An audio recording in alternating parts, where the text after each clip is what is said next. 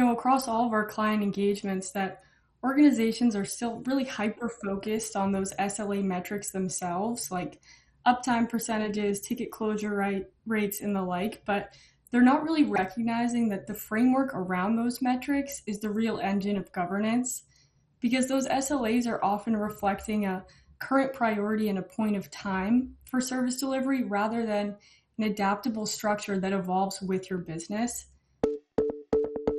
Welcome to Insights for IT Negotiations, a podcast by UpperEdge, a leading IT sourcing, negotiation, and project execution advisory firm.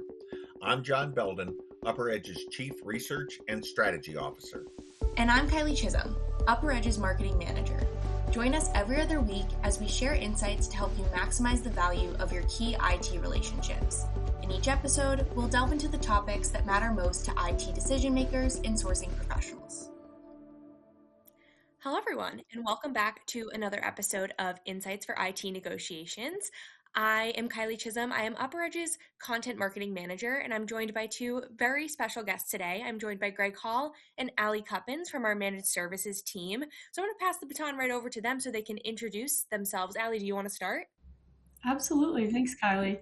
I'm an advisor on our Managed Services team here, so majority of my time is spent on the delivery side, helping our clients to maximize their contract negotiations and commercial constructs as they're entering into, renewing, or changing relationships with their managed service providers.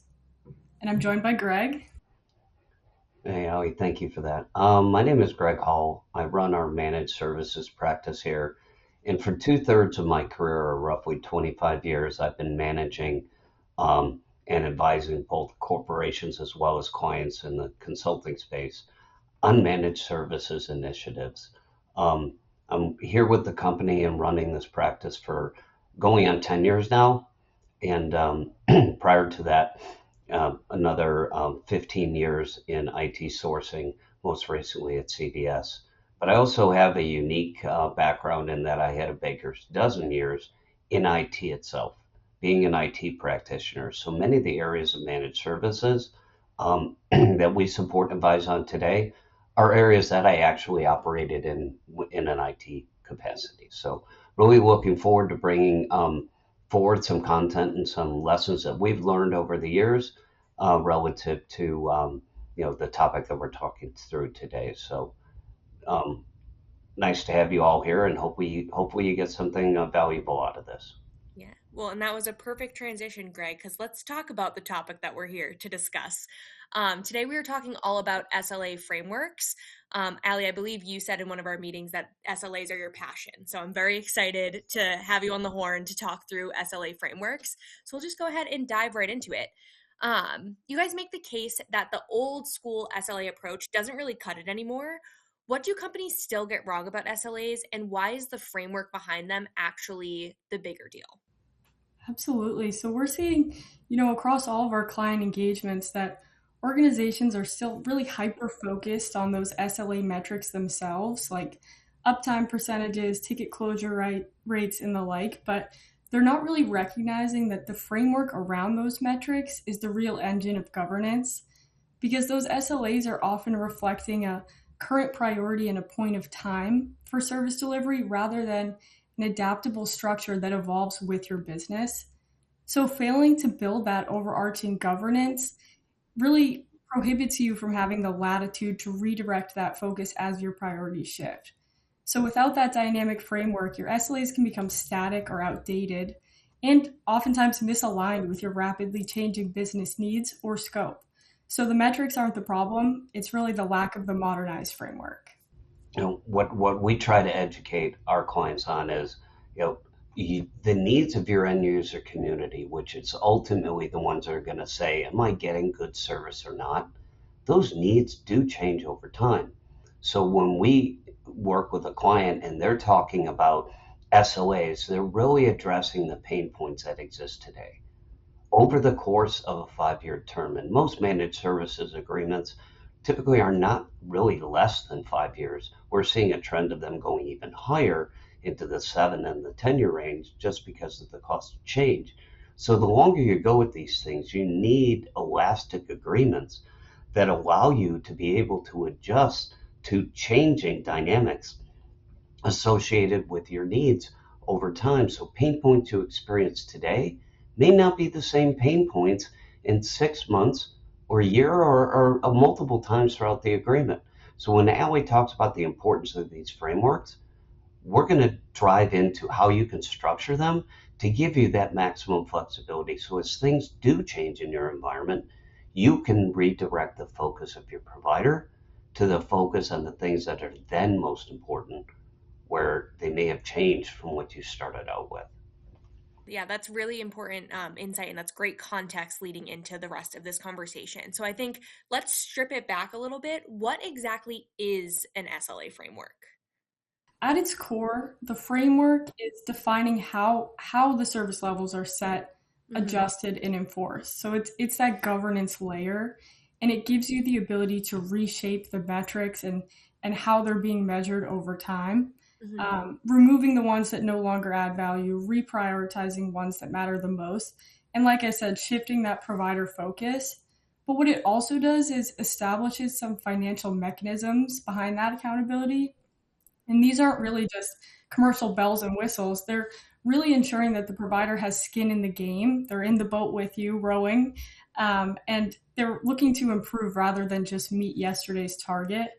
And finally, they also give you those boundaries or guidelines around termination rights and the conditions in which the client doesn't have to, but has the ability to take action if performance isn't meeting the mark.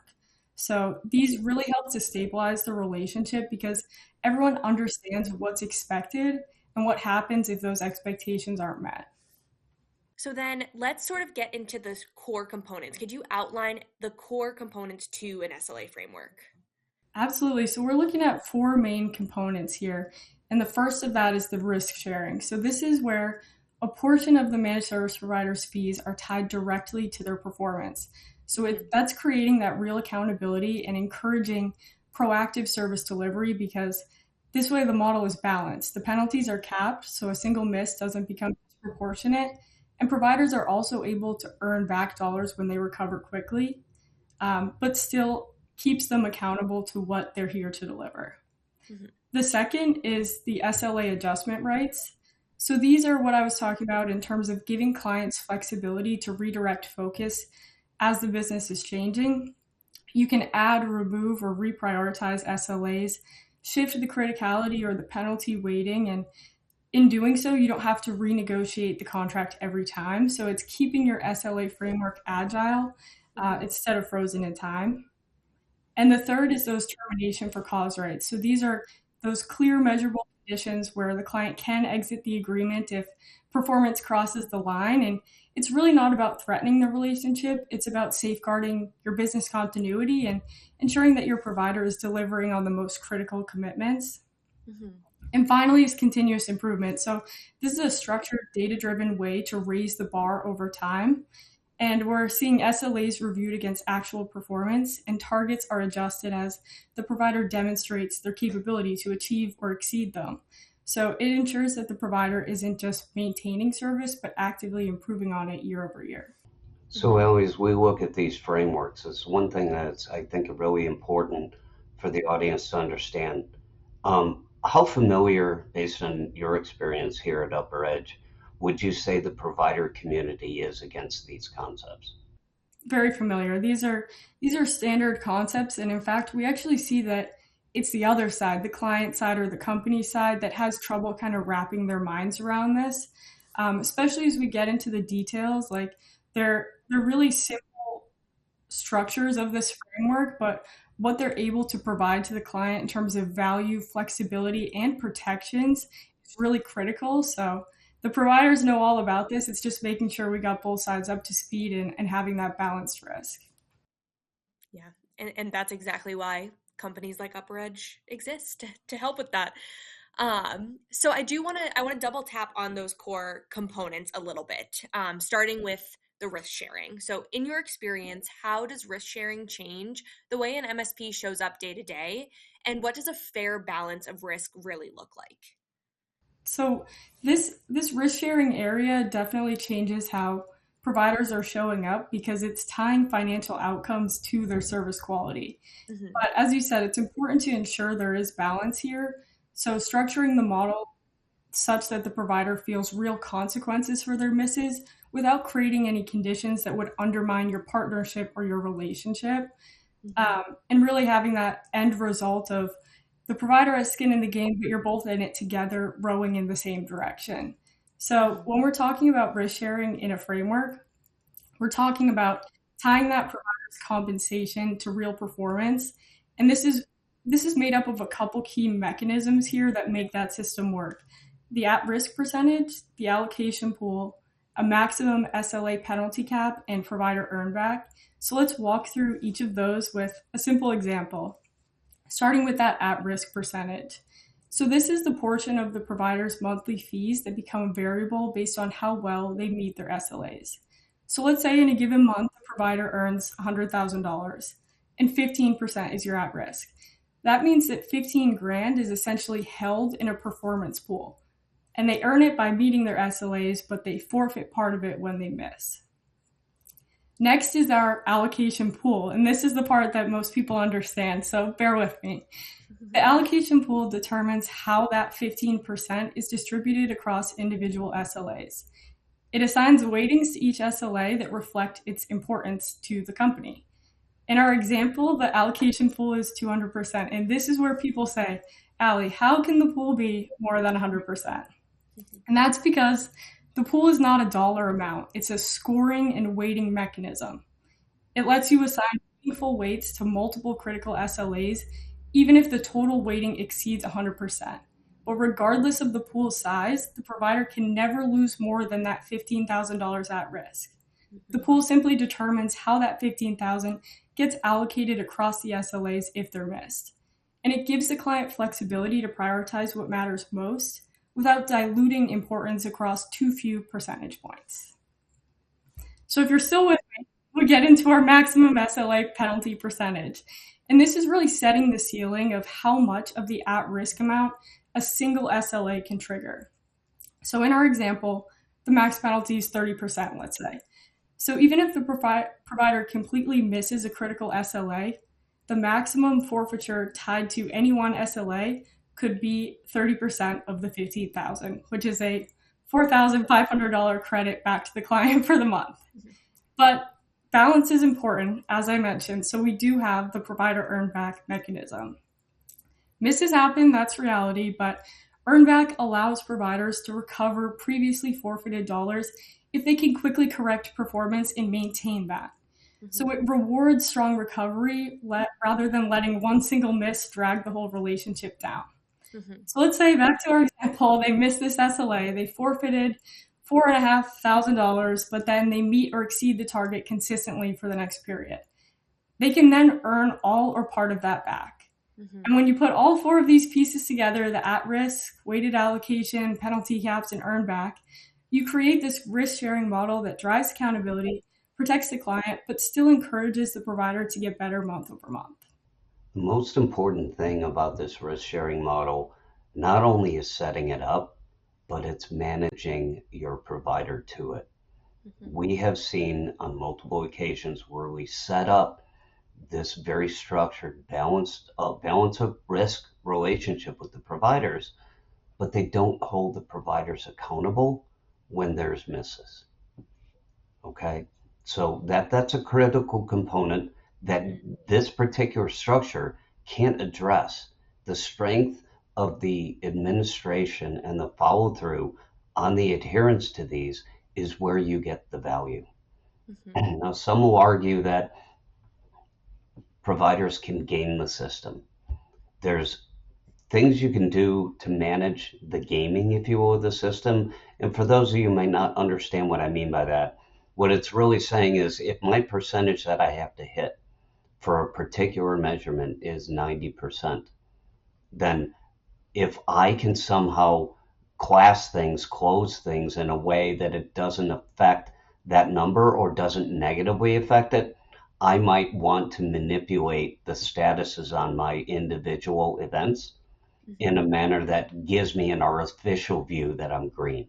So while these frameworks can help, they are not the only element and focus area that you can have and it's still in your contracts, but it's a critical foundational component that sets you up for success. Did you know that UpperEdge offers subscription advisory services? This on-demand solution provides essential benchmarks and market insights specific to your business needs precisely when you need it, empowering you and your team to make informed decisions for your IT initiatives. Position your team for success. Reach out today via the link in the show notes to learn more. And then, so looking at the adjustment rights, priorities shift over a long MSP relationship, and obviously it's very important to maintain a strong MSP relationship over time. So how do strong SLA adjustment rights help clients steer the provider's focus as the business evolves without triggering a big renegotiation every time?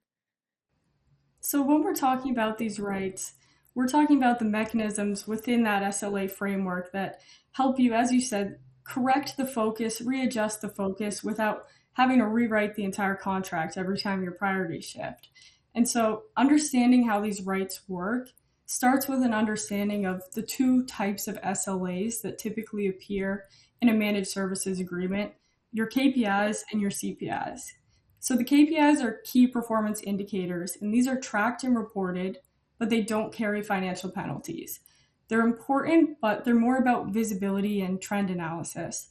Whereas your CPIs, or critical performance indicators, are the performance measures that do carry a financial impact. So if a CPI is missed, it can trigger the at-risk model we just talked through and result in your SLA credits. And these are the metrics that matter most to the business at any given time. So with that foundation, these adjustment rights allow clients to move metrics between those two categories, rebalance the weighting between them, and keep the provider aligned to what's most important as the business evolved. So let's talk through some of those key rights there. The first being the right to add SLAs. And this one is unique because it does require mutual agreement, but it does give the client the ability to incorporate new expectations as their environment changes. So maybe they have a new technology stack, a new security risk, or some new dependency that wasn't in scope 2 years ago. And on the other hand, you also want the right to delete SLAs. So over time, SLAs lose relevance and maybe a process is stabilized, or maybe it's just not providing as much meaningful insight anymore. So deleting those SLAs streamlines reporting and reduces some of that unnecessary administrative overhead. But beyond just adding or deleting, being able to promote a KPI to a CPI is a very powerful tool. Because if a metric becomes mission critical, the client can elevate this to CPI status. So upgrading it from track and report to track, report, and pay attention, because now your performance impacts compensation. And it also works in the opposite direction. If something was once critical and now it's become less important, maybe the provider is performing consistently well, or business priorities have shifted, the client can reduce its financial criticality by demoting a CPI to a KPI, which maintains the oversight but frees up your heavier penalties for more pressing issues. And that takes me into the last one, which is reallocating your penalty percentages. So having the ability to shift the financial weight across the CPI portfolio if one area suddenly becomes more important, or if there's a bigger dependency on getting clean, consistent service delivery with that stick attached to it, you can dial back on others and use this as an easy way to change behavior without renegotiating the entire SLA set.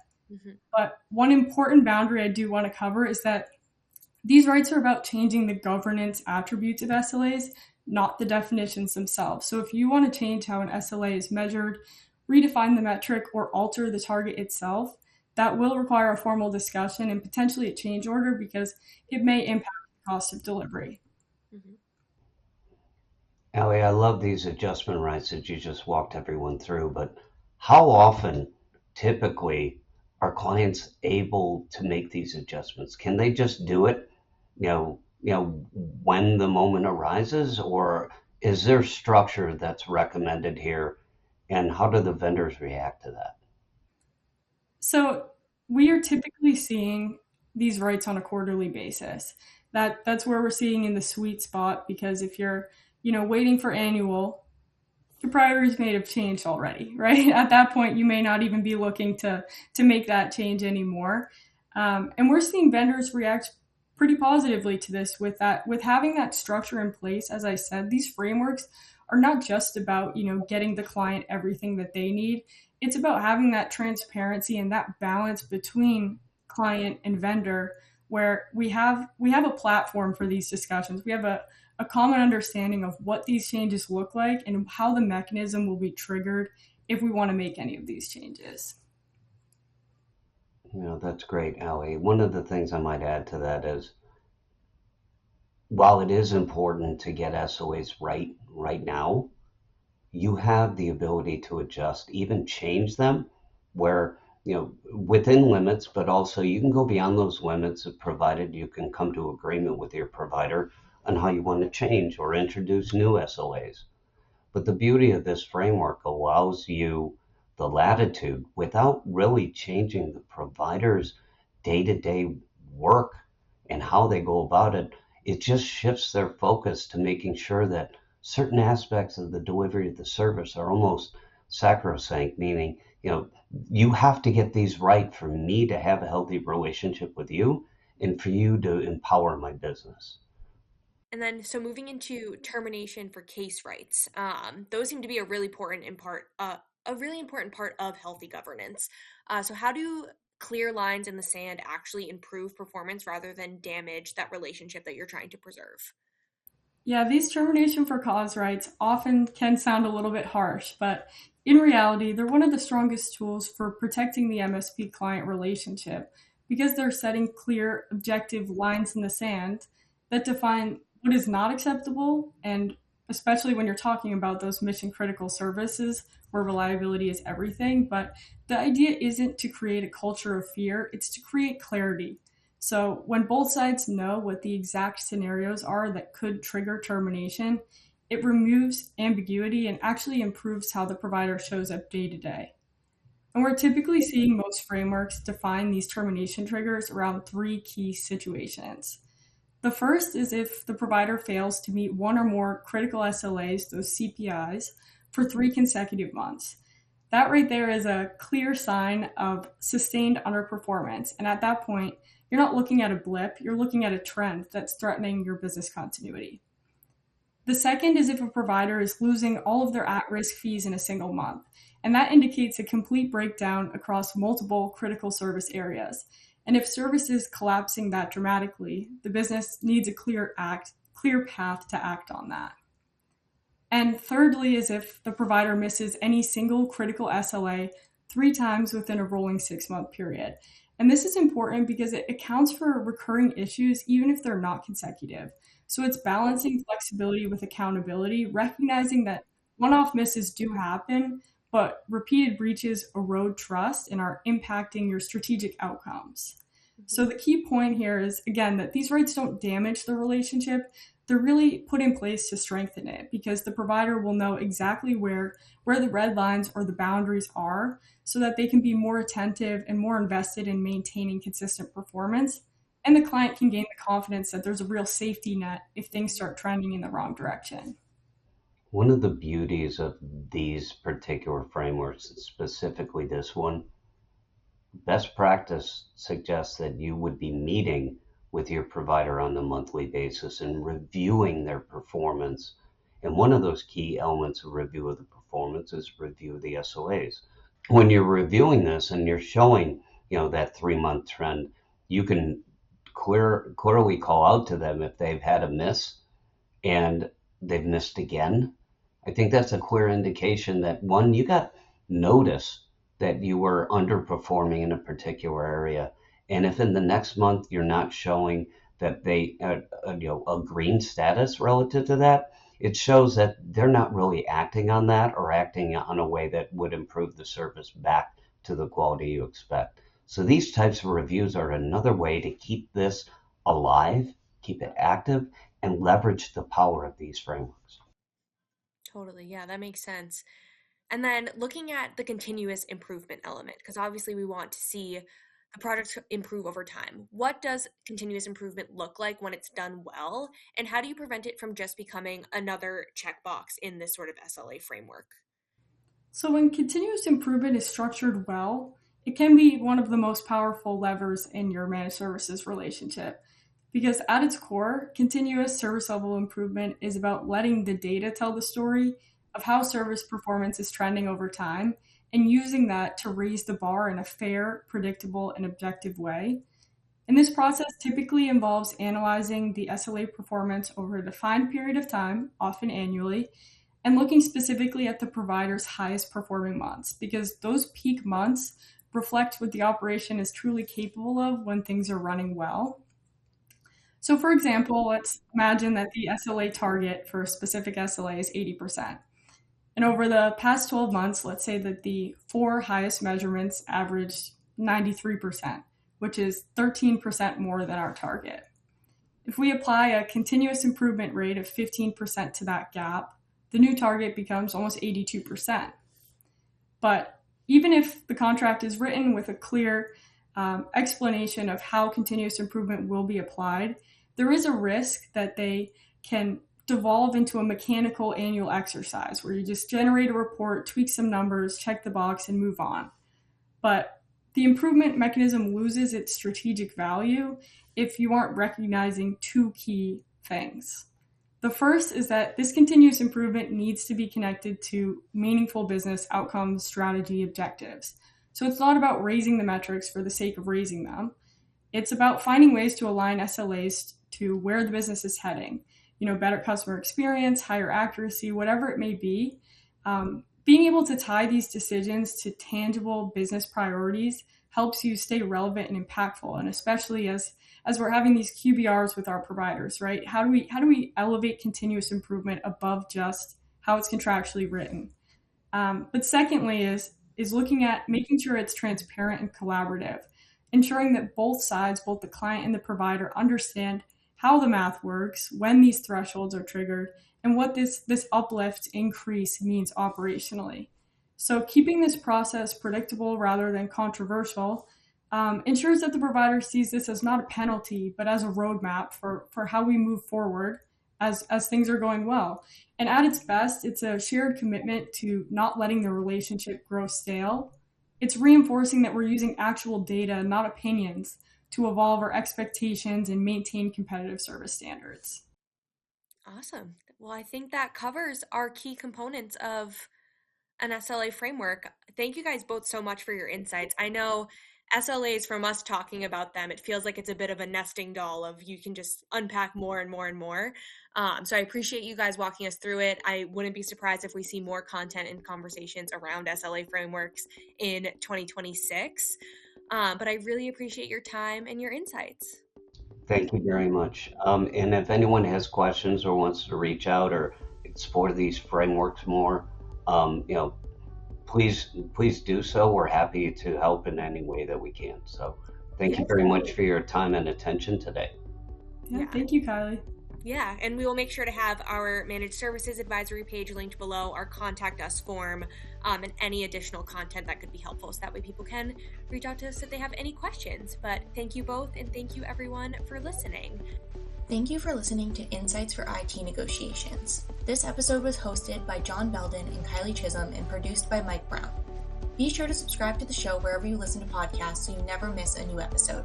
For more information on IT sourcing and risk management strategies, visit UpperEdge.com and subscribe to our monthly UpperEdge newsletter. Thank you for listening.